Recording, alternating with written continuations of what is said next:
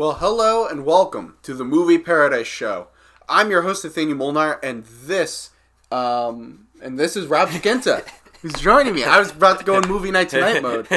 Welcome to the Movie Paradise Show. We do this live every single Saturday, 1 p.m. Eastern Standard Time. Yeah, when we're able 1 to. p.m. 1 p.m. 1 p.m. We've got a great show lined up today with some interesting topics. We're going to talk about Sam Raimi potentially joining Doctor Strange 2 to direct. That should be interesting. We're going to talk about the trailers for Fast and Furious 9 as well as for the new Saw movie Spiral. We're going to give our quick review for Birds of Prey, and we're also going to give our final predictions for the 2020 Oscars, which are going on tomorrow night. Yeah. So should be an interesting show. And we're going to kick things off today with this. Rob, I don't know if you heard. By now I've heard. Sam Not that stupid.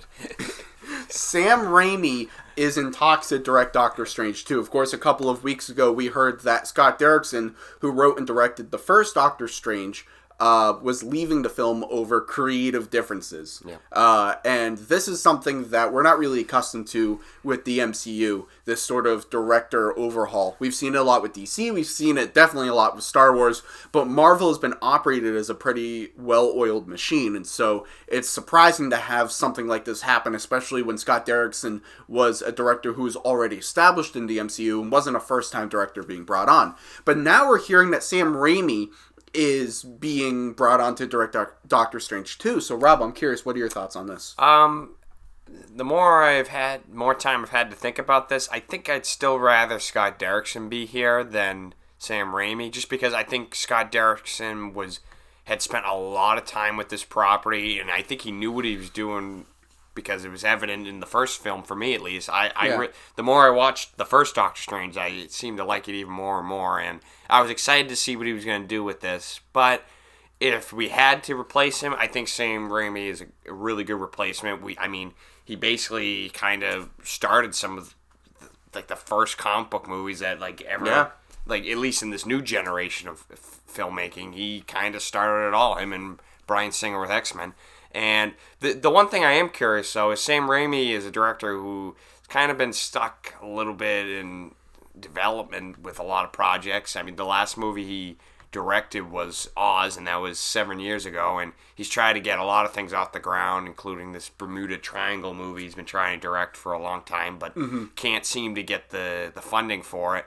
But he has produced some things like Crawl and Don't Breathe, and those are really good movies. And I think this is a great opportunity for him to show what he can do, and hopefully this is a success, and he can make more movies after this. So definitely, I'm glad about the hire. I'm happy about it. I feel the same way. I think this is a really great decision on Marvel's part. And I think back when the news first came out that Scott Derrickson was leaving, one of the things we were saying was it all depended upon who they got to replace him. Because if they got like a lesser name or somebody... Schleppy Magoo. Yeah, Schleppy Magoo. If they brought in someone with no real experience making these movies, I would have been nervous. Yeah, but to get someone like a Sam Raimi, and I think that Sam Raimi's capabilities as a filmmaker is exactly what you want for a Doctor Strange. Because he has a handle on the horror, he has a handle on the comedy, he has a handle on the action, and he clearly has done comic book movies before. Yeah. And I think Spider-Man 2 is, one of the top best comic book movies ever made. And I think something that Sam Raimi showed with his Spider-Man films is that he can really get into a character. He can really delve deep into who a character is and really showcasing them on screen. And also, what's interesting is that the Spider-Man movies that Sam Raimi made drew heavily from the original comic book run where it was Stan Lee and Steve Ditko. And Steve Ditko was drawing the comic books. Steve Ditko also co-created Doctor Strange. And so, with Stan Lee. And so I think it'll be very interesting to see Sam Raimi drawing from a similar era in comic book history. And especially... And I think that Sam Raimi, through his Spider-Man movies, showed a clear reverence towards Steve Ditko. And with Doctor Strange, I think he can go back to that sort of imagery that Steve Ditko has in his movies, or in the comic books that he was drawing. That sort of crazy, wacky imagery. And I think Sam Raimi is a very creative mind, and I think that giving him a big budget to be able to do something to live up to the potential of a title like the Multiverse of Madness, I think Sam Raimi can play in that sandbox really well. So, 1, I think he's a great director. 2, I think he's a great fit for Doctor Strange. 3, I'm just very curious to see him return to comic book movies. Now the comic book movies have evolved so much since he did it initially. Yeah. And for him to come into something that's already established like the MCU and to play in that sandbox and to try certain things already in an established universe as opposed to Spider-Man where he was creating his own universe. I'm very curious to see how this goes. And I think it could open up a lot of doors for him going forward as a filmmaker. Yeah. So I'm very excited by this news. Do you think we'll get a Bruce Campbell cameo? I think it's all but confirmed. Bruce Campbell's going to show up at some point in this movie, which I can't wait for. It's going to happen. Take it to the bank. It's going to happen. So the question is, guys, what do you think? Are you excited by the prospect of Sam Raimi directing Doctor Strange 2? Do you think that's a good choice? Do you think that's a bad choice? What are your thoughts? Leave your thoughts in the comment section below. We're going to move on here to our next topic here on the Movie Paradise Show, and that is Trailer Talk. Trailer Talk is something we do where a bunch of trailers come out every week, and we try to take a couple and discuss them here on the show. And the first one we're going to be talking about is for the new Fast and Furious movie, which I don't know what they're calling this one. It seems like, if you look at the trailer, it sounds like the movie's called F9 The Fast Saga. Which I don't think is the title. The titles have always been ridiculous for this show, for this series. They've never made sense. I'm going to call it Fast and Furious 9. Rather than F9. Fast 9 sounds good. Fast 9, I don't know. The Fate of the Furious was probably one of the better titles. Yeah, I know. But this is... Someone suggested for the 10th one to call it Fast 10 Your Seatbelts. That'd be good. If this is the same series that did Too Fast, Too Furious, there's no title that you can't do. That's a good title. I actually like that. That'd be interesting. But anyways, we got our first trailer for Fast and Furious 9. Rob, what are your thoughts on the series so far, and what were your thoughts on the trailer? I haven't seen the first 3, and I don't know if I'd ever really have any interest to watch them because they're not really, per se, action movies, but ever since... I thought 4 was okay, and then once we got to 5, I think that was the best one. Mm-hmm. And I liked 5, 6, 7. I thought they were on a good run. Then I thought 8 was a little bit lacking. And then the more I think about Hobbs and Shaw, I don't really know how I thought that was fine, but I'm kind of glad we're going back to the Dom Toretto group of people. I think what has lacked in some of these movies is the presence of Paul Walker. I really liked his character in some of the other movies. And part of me wishes they kind of... I've heard that they've been rumored to just recast the character with one of his brothers. And you know, at this point, this movie, like, their timelines are so crazy. Why don't they just do it? It would be a good way to honor him, I think. I think it'd be cool. But now just getting into the trailer... I thought the trailer was pretty cool. There's some... obviously, there's the Han surprise, which... I got a kick of. I don't know how they're going to bring him back. Maybe it's time travel, like I discussed, but I don't know. And the action looks ridiculous. John Cena is Vin Diesel's brother. It makes no sense, but we're going to do it. And yeah, I think it's just going to be, a fun summer movie. Yeah.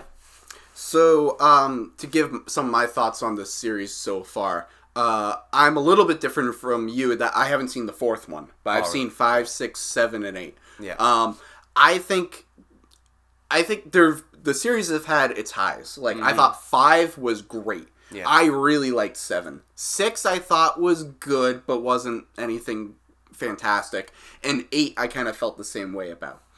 And Hobbs and Shaw I probably liked the least out of all of them. Like, it was fine. Like, it was entertaining, but it just was really ridiculous. And, which is one of the strengths of this series. But sometimes it can be a little bit too ridiculous, and then it just kind of loses me, at least. Yeah. And I'll just say real quick about the Paul Walker thing. Yeah. I love his character in these series. I just feel like his send-off was so great in Fast 7 that to bring him back, or Furious 7, sorry. But his send-off was so great in that movie that to bring him back would cheapen it a little bit, especially since we know it would be a different story if it was like Paul Walker himself left the series and then came back for a small role in one of the movies. Yeah. But since we already know it's not going to be him, it would be one of his brothers. It would just kind of feel cheap to me. But I don't know, maybe they find some way to do it. But if he were to come back, I wouldn't. They are bringing back his wife, Dom's sister, in this. So I find that interesting too. Yeah, I like how this franchise brings a lot of the characters that you might have saw in some of the other movies, and they bring them back just randomly. I think that's cool. Yeah. As for the trailer itself, I liked it overall. There were parts of it I really liked, and parts of it I wasn't as big on. I really don't like that John Cena's in this movie because he was really good in what's the Amy Schumer movie? Trainwreck. He was great in that movie. But he was a side character, supporting role, mostly comedy, where you weren't taking him seriously. Any of these movies where you're trying to take him seriously, he's not a good actor. Maybe he can be a good actor someday, and but I just don't think when he was in Bumblebee, he was absolutely horrible in that movie. I'm sorry, he was just horrible in that movie. And so now it's to the point where when he pops up in a movie, I'm like, oh God, why is John Cena in this movie? And maybe there are certain roles, like his role in Trainwreck, that he can do a really good job in.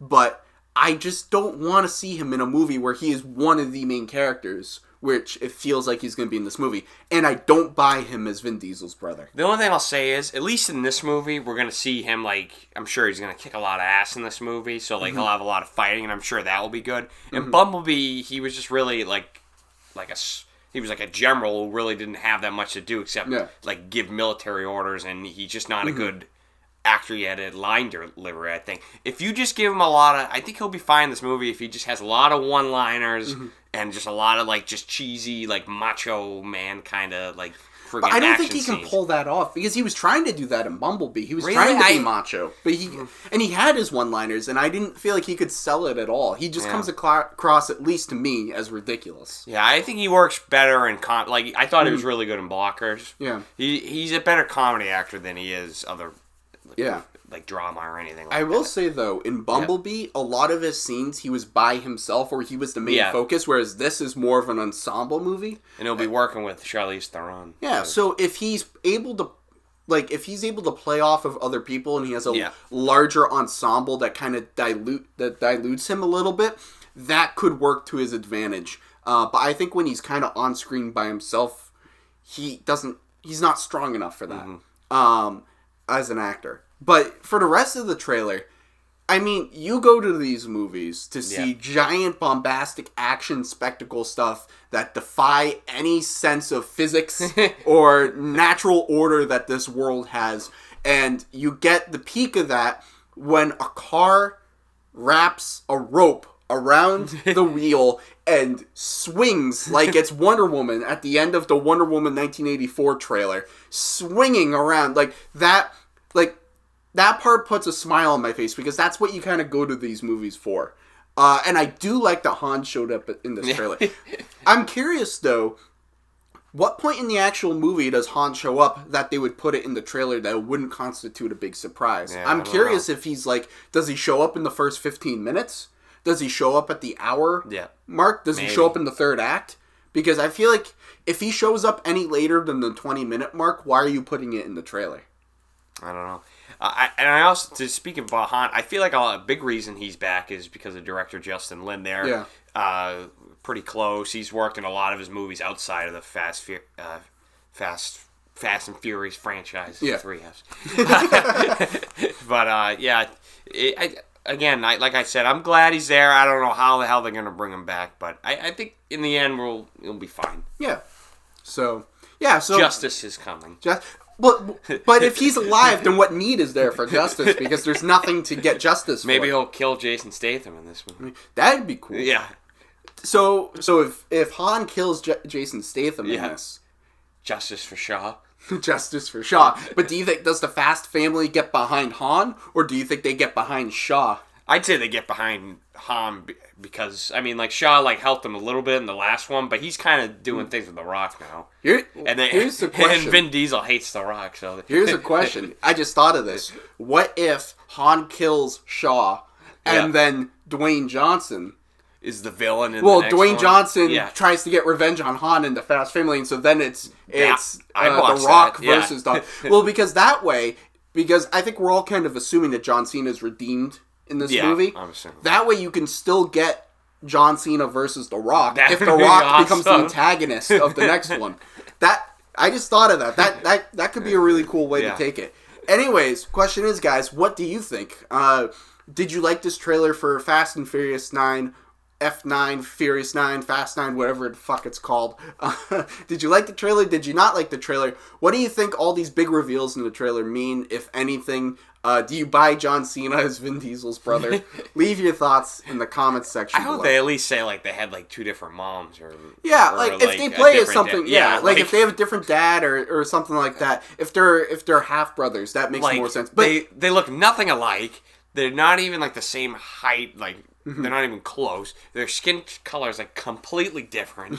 I don't know. Yeah, they're not They're not the same ethnicity. So no. But if they're half brothers, that makes more sense. I mean, I understand from a narrative point of view, this whole series is about family. Yeah. And so family. Yes. So the idea of pitting family against family makes sense. But I just don't buy John Cena as Vin Diesel's brother. No. So, but anyways, leave your thoughts in the comment section below. And we move on here to our next trailer talk, and that is for Spiral from the Book of Saw.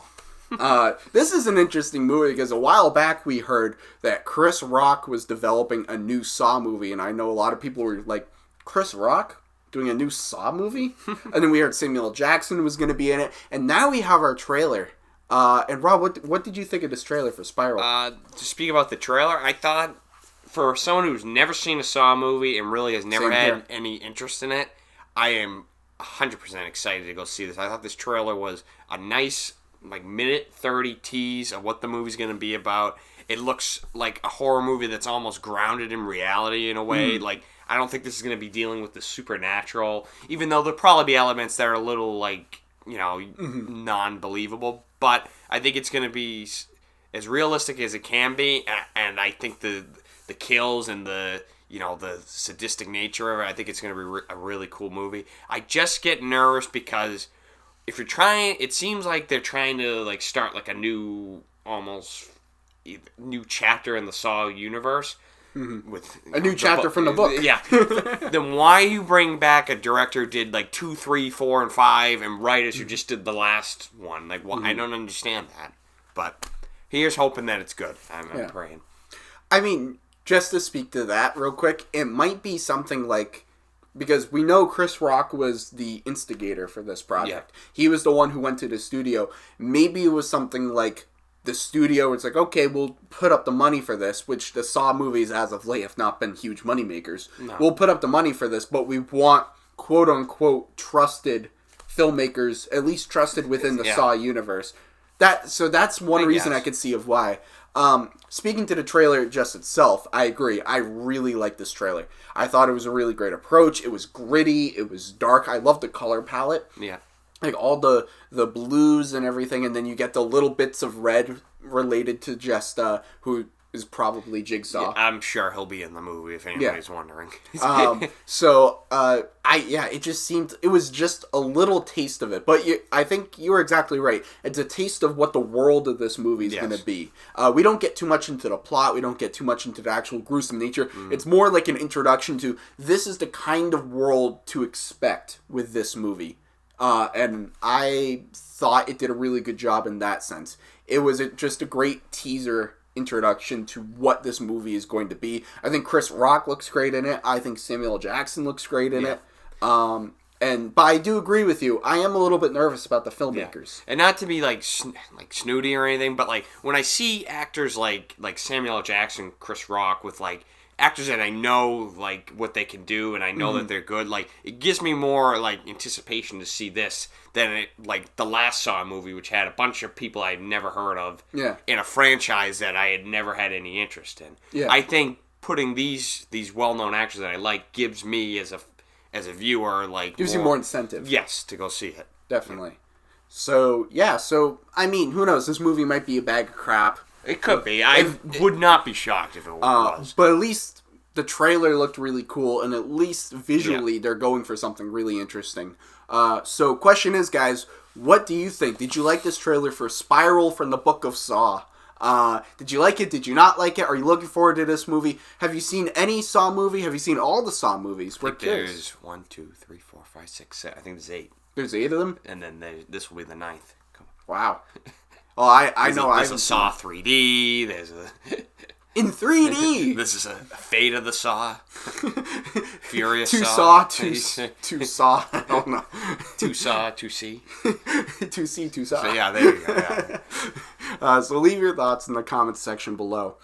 And now we move on here to another topic that we do here on the Movie Paradise Show, and that is Go or No Go. And how Go or No Go works is that we go see new releases in theaters, and we simply tell you whether we think you should go see the movie, or no go, as in you don't have to waste your time and see the film. And the movie we're talking about today is Birds of Prey and the Fantabulous Emancipation of One Harley Quinn. Terrible title, I'll say that up front. Yeah. This should have been called Harley Quinn and the Birds of Prey. Simple, you get Harley Quinn in the title so people know what it's about, because nobody knows what Birds of Prey is, I'm sorry. Yeah. And the Fantabulous Emancipation of One Harley Quinn is a terrible title. I know when I went to select this or look at this on my A-list, the title was so small because they had to fit it in one line. Like, you could barely read it. I can imagine people like looking and they're seeing, oh, giant words, Parasite. Yeah. Jojo Rabbit. What is this tiny thing right there? Like, I don't know.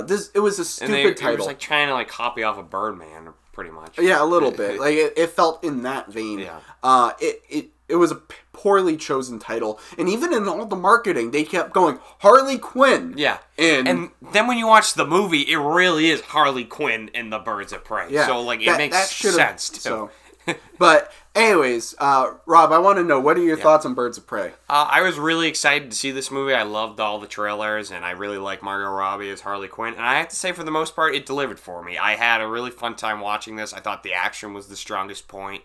It was really good action. You could tell that Chad Stahelski from the John Wick franchise did a lot of the reshoots because the actions there, long takes, and you can see what's going on. And I sort of just wish he directed the whole movie, to be honest with you. Well, so I don't think he directed like exclusively those action scenes. I think he came in and was a consultant to help stage those scenes. So I don't think it was like I forget the name of the Kathy. Yeah, well, I heard that the rumor was that Kathy Ann had like no idea how to even do an action scene, and that was like a big problem on this development of the movie. But who knows? That's just speculation. But anyways, to go back in the review, I really liked the movie. I thought that I liked the Birds of Prey. I have to be honest. I liked the team. I know we didn't see a lot of them till the end, but I liked them fighting together. I really was able to buy into a lot of the characters. There are definitely a lot of stupid parts to this movie, a lot of parts that make you roll your eyes and such, including like the singing number in that you see in the trailer that I thought was ridiculous. And I really liked the villains, Chris Messina and Ian McGregor, as you'll can say the names after, but I thought Victor Zsasz and Black Mask, whatever the hell they are.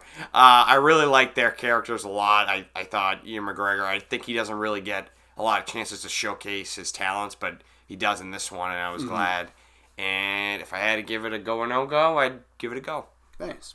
So we differ a little bit on this movie. I was not a big fan of it, to be honest. And my anticipation for the film sort of had a roller coaster where for a long time I was not really looking forward to it. I thought that first trailer that they put out, I really wasn't that interested in it. Then they put out the last trailer that they put out a couple of weeks ago. I actually liked a lot. I thought it gave me a better sense of what the movie was about and the tone, and I was buying into it more. And then a lot of the reviews came out and the reactions, and people were really liking it, so my anticipation was building up.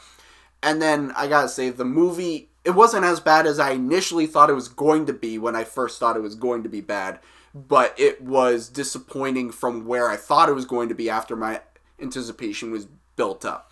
I really like Margot Robbie as Harley Quinn. I wouldn't say I liked her all the time in this movie, but I think she owns the character, and I like what she does with the character. I just don't think the writing of the character was the best in this movie. I think Ian McGregor as Black Mask was great. I really liked him, and I liked the take on the character. And who was the actor who played Zaz? Chris Messina. He's been really in, good. He was in Argo. He's been in a lot of Ben Affleck movies. I love the Victor Zaz character. I almost wish they kind of played him up a little bit more, because he's such an interesting character, because I just love the idea of, here's a killer who marks himself with a tally mark for every single person he kills. I had no idea. Like, I really just thought he was just made for the movie. I really had no idea who this was. So it's interesting to know he has this big, history in the Batman franchise. Yeah. He hasn't always had his due on screen. Like, he had a very minor role in Batman Begins. I didn't even know he was in. Yeah. So, but yeah, no, so I really liked him and his dynamic with Roman Sionis. Yeah. I thought that was really good. And I don't know. The rest of the Birds of Prey felt underdeveloped. There were some character decisions that were complete 180s that didn't really have much grounds. There were moments that were really stupid, for me at least, where I just was like, what is going on here? And the tone of it felt forced to me. I don't know how to describe it, in that it felt like it was trying too hard to be this tone that the movie had, and it didn't really feel organic. Not to draw too much comparison to Deadpool, but I think there is comparison that you have fourth wall breaking characters who are a little more whimsical, and you're kind of have an uneven narrative structure, and you're inside the characters' heads.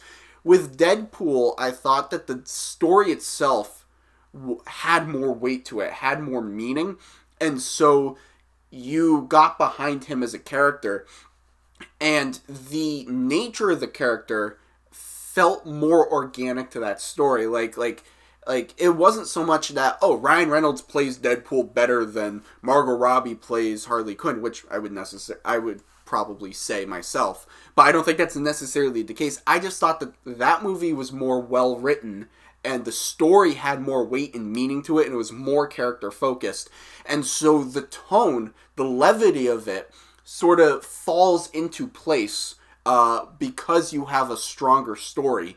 Whereas in this movie, it felt like they were relying more on that tone, more on the whimsical nature, more on, we have little cartoons going on screen, and drawings, and this and that, and all these sort of, let's stop the story here and rewind. Like, it felt like it was relying on that more because the story itself was weaker. And in that sense, it felt forced to me. I bet this movie had 2 editors. This movie was highly edited, you could tell, too. So it just kind of, it felt like it was more showy than, it didn't have as much meat on its bones. And the action sequences are excellently choreographed. Very well choreographed and very well shot. And I don't want to go into specifics, but once you get to the end is when you get these big action sequences. And at that point, for me at least, I had lost my investment with these characters, and so it was cool to watch, but it didn't have much weight to it for me because I wasn't invested in the characters at that point. So there were parts of it that I really did enjoy, elements of it, but I just thought it didn't really come together. And I don't know, I just was kind of bored for a lot of it, and I thought it was kind of bland. So for me at least, I'm going to give Birds of Prey a no-go. What, were you expecting a go after all that? I don't care. So anyways, question is, guys, what do you think? Have you had a chance to see Birds of Prey yet? If you haven't, are you planning on going to see the film? Leave your spoiler-free thoughts in the comment section below. And now we move on here to our main topic on today's Movie Paradise show, and that is our final predictions for the 2020 Oscar winners. The Oscars are going on tomorrow night, Sunday, February 9th. The winners are going to be announced. It's finally going to happen. And every year we do, we come up with our picks for the winners, and we do a bet to see who gets the most. I always win. I usually win. I always win. So who are you gonna believe? Me. So we wanted to take this time to go over who we think are going to win and officially put our votes out there for the world to see, to hold us accountable, see who's going to win that $10. So let's start. A lot of money on the line. So let's start things off here with this. So I guess I can go through mine, and you can go through yours, and then we can discuss it. So for best foreign film, I think this is a no-brainer. It's Parasite. Yeah. If any other film wins, it's going to be like, well, then why the hell was Parasite nominated for Best Picture? So I think that's the easiest lockout. Do you want to just do it like if we have a similar, we'll just we can discuss just go it, across, and then once we got a one that's different, then we'll give our reasonings. So Parasite, that's a lock. That's like no debating that one. Yeah. I mean, if it was nominated for Best Picture, just regular Best Picture too, and no other foreign film, I mean, it's just kind of common courtesy at that point. So I think that's a no-brainer. Best animated film, I'm not going to be shocked if it's not Toy Story 4, but I'm going with Toy Story 4. I think it very well could be Klaus. It could be Missing Link. It could be I Lost My Body, too. That's another one that people will love. And those ones are right on Netflix, so a lot of people could just watch them right there, too. They're easy to watch. But I just feel like, and I talked about this on one of the Film Thoughts episodes about Oscar voters not necessarily seeing all the movies. Yeah. I think for Best Animated Film, I can see as a category where, because with a lot of the other categories, it's the same pool of movies. So if you've seen 1917, that carries you through a lot of the categories. But at Best Animated Film, I feel like there are some voters who might not have seen all the animated films, and they'll see Toy Story 4 and they'll go, well, I know Toy Story puts out good content. Maybe they did see Toy Story, and even if they didn't, they have a track record, and so they might just go for that. I 100% agree. All right. Best documentary, I just picked The Cave. I hadn't seen any of the other documentaries, but that's one I've heard mentioned a few times, so that was my main reasoning. And I picked American Factory because I believe it's on Netflix, and it was backed by the Obamas, and I thought maybe that'd give it a little more clout. I found it interesting. This year was a little, like, the documentaries are a little less well known. Last year, I thought there was a lot of good documentaries last year, but some of them didn't even get nominated, like the Mr. Rogers documentary or Three Identical Strangers, but Free Solo was a really good one last year, and that ended up winning. But yeah, this is one I don't really have a lot of knowledge about. Yeah, me neither. I chose American Factory. Yeah. So yeah, we'll see on that. And for future reference for the rest of this, I left off a few. Like I left off Best Animated Short. I left off Live Action Short. Documentary short, just because we hadn't seen. I only left on documentary because I thought that's one of the more major categories. We hadn't seen any of them, and so I thought we're just picking them randomly. So there was no point. There's no point in discussing. So best visual effects. Here we differ. I think it's Lion King. I think it should be Lion King, and I think it will be Lion King because I think Lion King, without any doubt, had the best visual effects of the year. I agree. I think it should be Lion King, but I don't know if they're going to swing that way. I think they're going to say like, oh, look at this epic, like, Martin Scorsese picture and what they were able to do, even though I didn't even think the effects were, like, top-notch in that movie. Yeah. But I would be perfectly happy with The Lion King. I think it definitely deserves it, but this is a case I don't think the rightful winner is going to get it. See, I think even if Lion King doesn't win, I don't know if Irishman's the next one up. Could be Avengers, too, but, like, I feel like the thing about, like, Avengers and Star Wars in this, like, it's nothing that we've, like, never, like, seen before. Like, the effects were good in those movies, but, like, were they, like, they were, like, the same as, like, the last Star Wars or the last Avengers, and, like, I don't know. But Lion King is something, true, we saw it in Jungle Book, but we've never seen something where it's been done the entire film. Yeah. So I think Lion King's effects are hugely revolutionary. Yes. And I think it absolutely, without any doubt, should win Best Visual Effects. And then, so next we have up is Best Sound Editing. I'm going to go with 1917. And then sound, we can do both of these at the same time. And then sound mixing, I have Ford v Ferrari. And the reason why I have it for these two was because I thought that sound, so for those of you who don't really know the difference between sound editing and mixing, sound editing is the process of recording the sounds and attaining those sounds. So in a lot of movies where you have to do Foley work, where somebody goes in and they do the footsteps to get the footsteps of the person going on stage, that's the sound editing. And the mixing is actually taking the soundtracks and in the editing bay actually figuring out where to put them, doing the mixing so that you have the right audio levels for all of them. So I thought that sound mixing was best for Ford v Ferrari, because I don't think it's going to really win many other Oscars outside of this. But I thought that the mixing of having all the different race car noises, which are, it's not really hugely revolutionary to record those noises, but to be able to mix them properly for a lot of the races, I thought that's where Ford v Ferrari shined. And in sound editing, I thought was more for 1917, because you have a lot of like big noises with like the trucks and the bombs and the gunshots, and so that's how I kind of broke it up personally. And the reason why I went with 1917 for both is I was looking at it, and most years it's usually the same for both. But I wouldn't be shocked if it was Ford v Ferrari for both of these as well, or if it was flipped and we just got one for each. So this is a category I think is a little hard to predict. But if I had to put my money on it, which I am, I'll go 1917 for both. You're right. They do a lot of years. It's the same for both. For me personally, I just thought What was it last year? Do you remember? I think it was Bohemian for both, right? Yeah. So that freaking movie. So I was thinking to myself when I was making these, I was like, the easy choice would be to just do one movie for both, because that's the safer bet. You gotta take risks though if you want to get that money. Yeah, exactly. So that's why I went with Ford v Ferrari.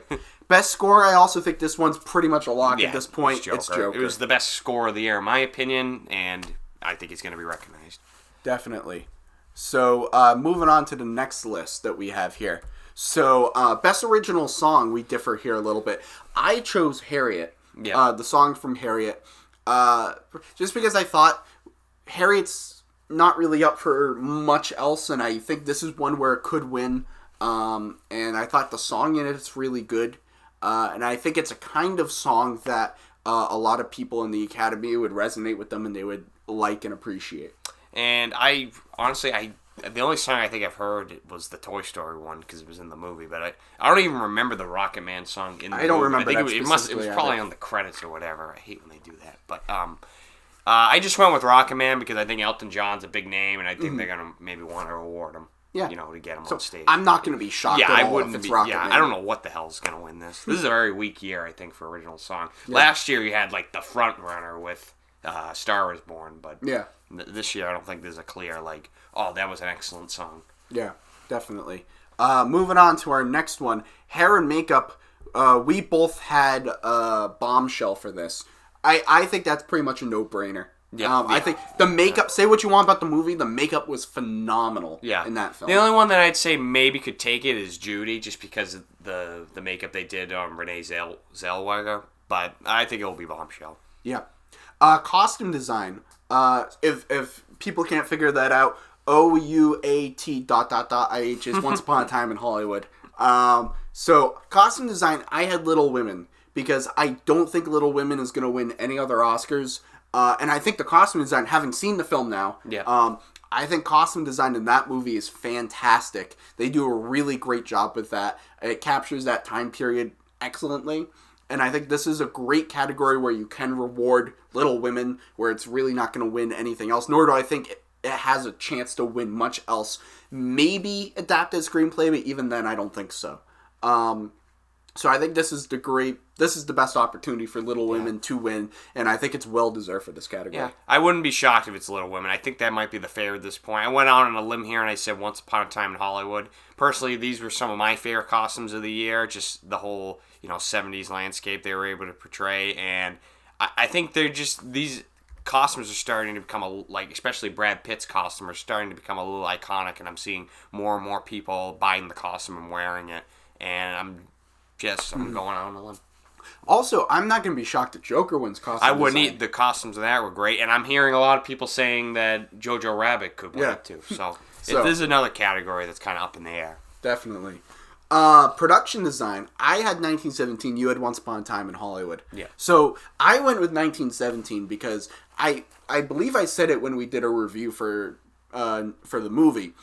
I thought that a lot of the praise for the one-shot stuff should go to the production design, because with a lot of movies, you can have a partial set and you can just film that one part and that's it. With 1917, when you have to stage it in a way to make it all look like one shot, when you're in the trenches and in the base, they had to build all that. Yeah. They had to build everything so that you could go through it all and be able to make that one shot. You can't really hide anything. There's not much trickery that you can use to be able to stage it when you're trying to do the one shot like they did in 1917.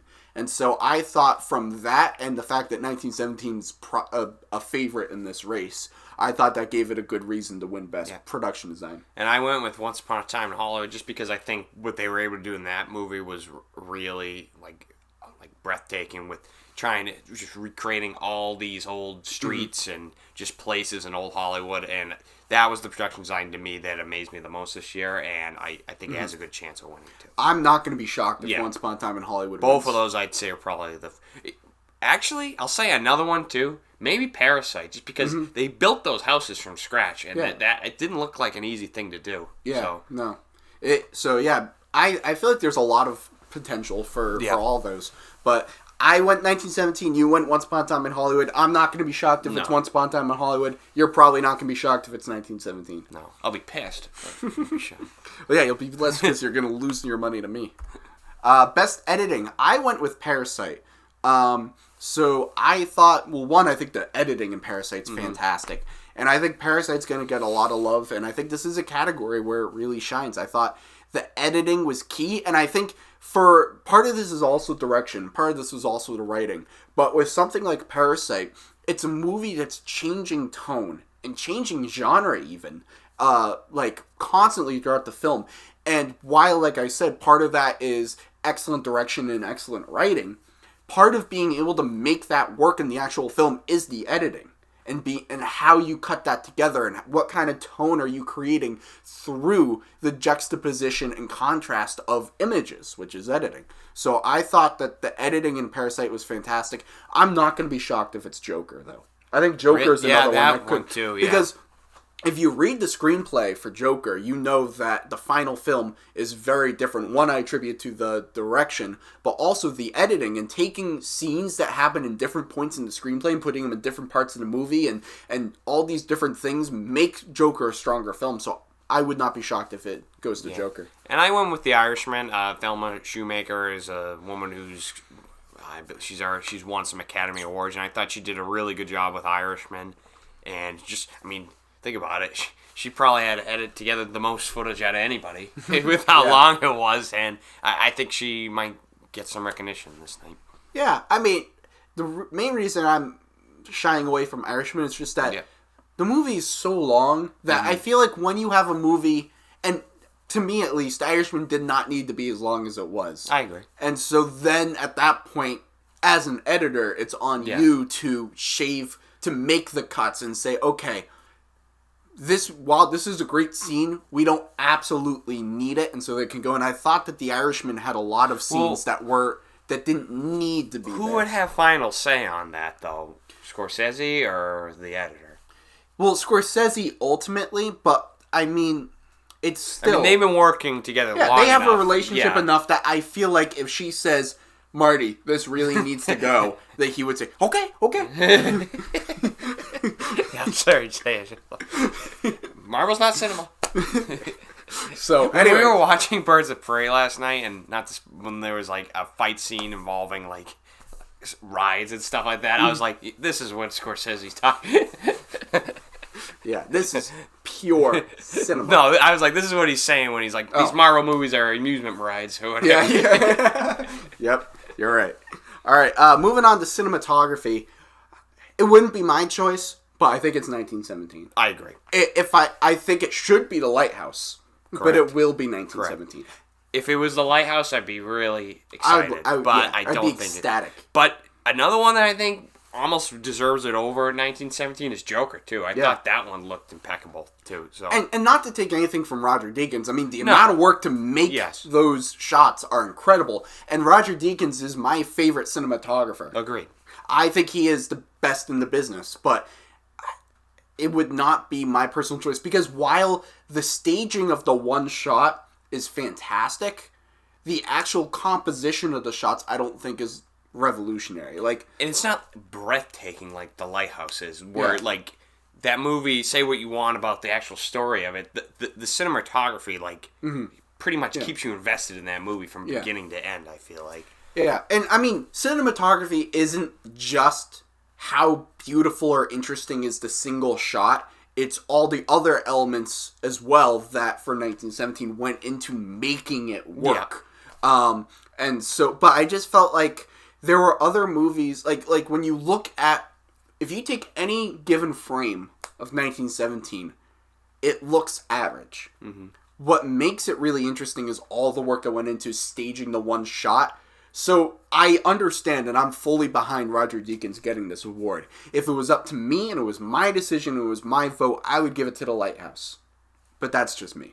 But I think 1917 is going to take it. I agree. And then our final one for this slide, what is this, a PowerPoint? Best Adapted Screenplay. I think we both think this is going to be The Irishman. I am, and I locked that one in, but I kind of want to change it, but I mean, you never. There are other options, too. You never want to, once you put something down, always, that's what when you do tests and everything, when you get your first answer, keep it. Unless you're like 100% sure it's something else. The only one, I'm hearing a lot of love for Jojo Rabbit. Yeah, and I don't think Jojo Rabbit's going to win anything else, so that might be a category, like I was saying, Little Women, that might be a category where to go. It doesn't have a shot for much else, but we can give it this one. Yeah, I think it's going to be Jojo Rabbit now, but I wrote Irishman, and I'll stick by it. Yeah, and you know, I'll be wrong with you to the end. I thought Irishman as well, because I don't think Irishman's going to win a ton of awards either. And so I think this is a category also where it has a lot of possibility. Yeah, and you have a screenwriter who's won before, too. Yep. And it was a really good script. Yes. And it's been a script that... Long script. Yeah. That's a script that kept that movie alive for as long as it did before they were able to finally make it. Because, I mean, for so many years, nobody was going to make it. It was that script that people kept coming back to say, maybe we should actually make this movie. And so... I thought the script was really good, and I mean, Little Women, I think, also has a chance, because the script for that is really good in how they adapted that, but I feel like it's either Irishman or JoJo. Yeah, I'd say so, too. But, so we'll have to see on that. And going into our final part here, I was going to say slide again. Best Original Screenplay, we differ here. I'm going Parasite. You're going Once Upon a Time in Hollywood. Correct. I think Parasite, because I think this movie is getting a lot of love. I think a lot of Academy people and Hollywood people love Parasite. I think the script is fantastic. And again, like what I was saying with the editing, a part of the genius of that movie is how well written the script is. And I think there are other screenplays that could win it. I think Knives Out has a chance to win, because that script is great. I think Once Upon a Time in Hollywood has a chance, even though I don't think that's the strongest script. But Parasite... I really think the winner should have been Marriage Story for script, but it just seemed to fall by the wayside. I don't know what happened. Yeah, that was a great script. But my personal pick is going to be Parasite. And I'll go Once Upon a Time in Hollywood because, you know, Tarantino, he's won before, and I think he's one of the best screenwriters ever, I think, in my opinion. And I think it was a great script, and...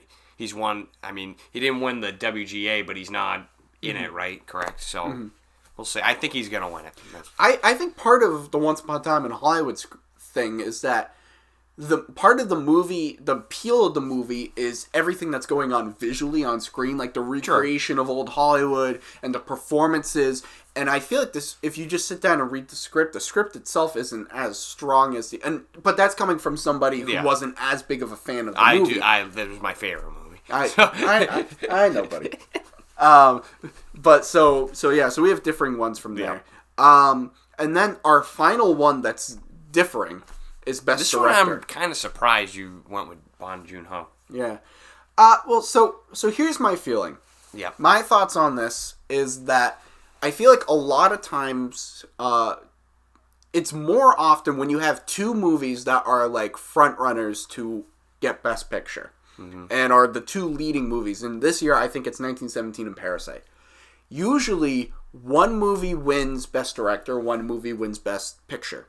Now, there are cases where the same movie, like with in the 2018 Oscars, Guillermo del Toro won Best Director, and then Shape of Water won Best Picture. Birdman, too. Yeah, so we've definitely seen it happen before. But I think that a lot of people love Bong Joon-ho and the work that he did on Parasite, and the performances in that movie are spectacular. And I feel like while Sam Mendes did a great job directing 1917, I feel like a lot of people recognize that the genius of that movie and the staging of the one-shot falls under cinematography more than it does director. And so I feel like that movie, in recognizing the technical achievements of that film, you recognize it with cinematography, which I think it will win.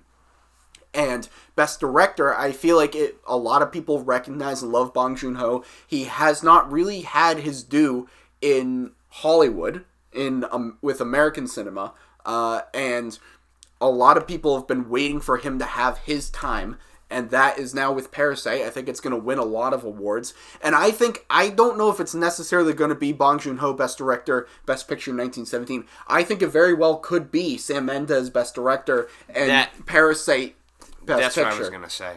So I think it could be like that. Yep. But this was why I ended up going with. I would love for Bong Joon-ho to win Best Director. He's my pick at this point. I only went with Sam Mendes is because he won the DGA. He seemed to be winning everything, so I just kind of went with the safe choice. And I wouldn't be shocked if the director and picture were different, but I would say I would put more money on it being Mendes and then Parasite wins Best Picture, not the other way around. But that's just my opinion. Yeah. So, and we can speed through these next few. These next four, these have been... Yeah, they've won every award. They've all been nominated. I don't think there's been one different. Best Supporting Actress, Laura Dern. Best Supporting Actor, Brad Pitt. Best Lead Actress, Renee Zellweger. Best Lead Actor, Joaquin Phoenix. If you had to pick one that could have an upset, what do you think it's going to be?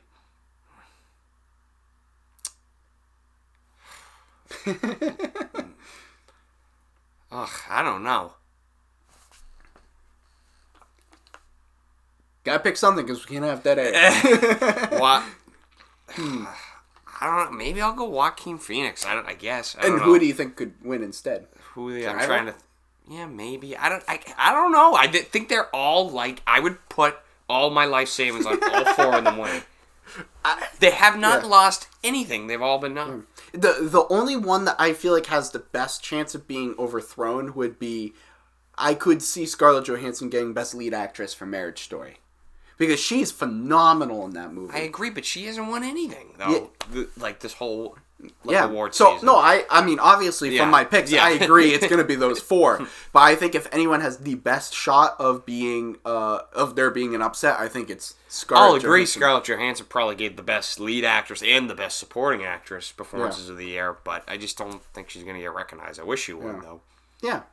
And then we're finishing off Best Picture. We both have 1917. Again, I'm not going to be shocked if it's Parasite. In fact, I'm rooting for Parasite.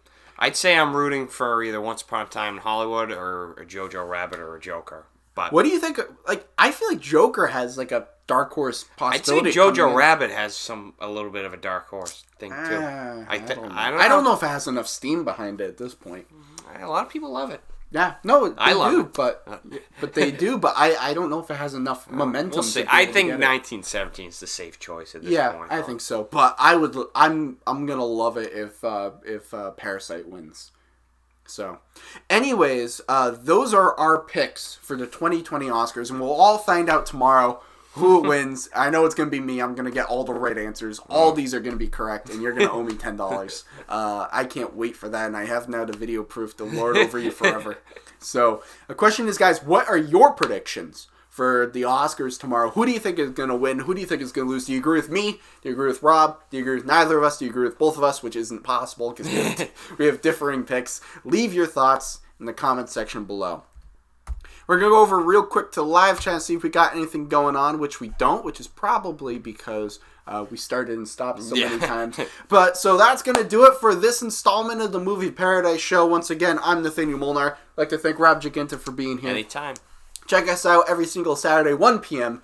Eastern Standard Time here on YouTube for the live show, which we do on Mondays. The Film Thoughts podcast drops where I take some sort of topic within the world of movies or TV or any other media, and I just discuss it for about a half hour or so. Probably this Monday I'll be doing a reaction to the winners of the Oscars, so that should be an interesting one. Wednesdays, Movie Night Tonight drops. Every single week we watch a new film and discuss it in depth, with each month having a new theme. The month of February is our month of detective movies, and we were a little bit behind on some of them, so on Sunday, this Sunday is in tomorrow, our first episode for February drops, which is our discussion of Vertigo, and then starting back up, the next one will be Silence of the Lambs. Ooh. So keep your eyes open for that, watch the movies, and come join us for the discussion, and then Saturday's Movie Paradise